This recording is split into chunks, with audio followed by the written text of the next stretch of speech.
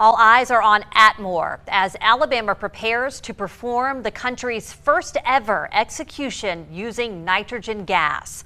Kenneth Eugene Smith is set to be put to death tonight at Holman Correctional Facility. And that is where we find WKRG News 5's Blake Brown tonight. Blake, this form of execution is legal in 2 other states, but it's never been used before.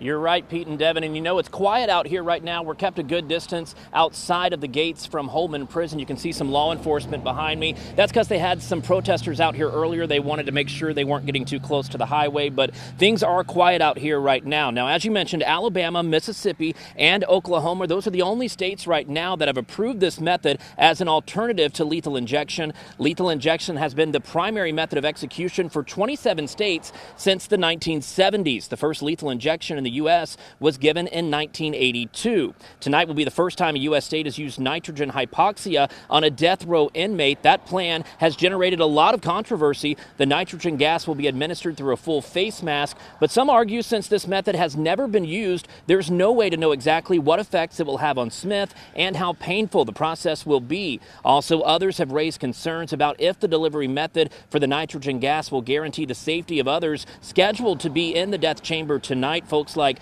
prison officials and Smith's religious advisor. Now, Smith was in the same chamber back in 2022 when officials attempted the lethal injection method, but that process failed because they couldn't find a suitable vein before his death warrant expired. Smith is one of 3 men convicted of murdering a North Alabama woman in 1988. Earlier this afternoon, I spoke with a man here tonight who tells me he's visited Smith inside the prison walls several times, most recently a month ago as the execution date inched closer.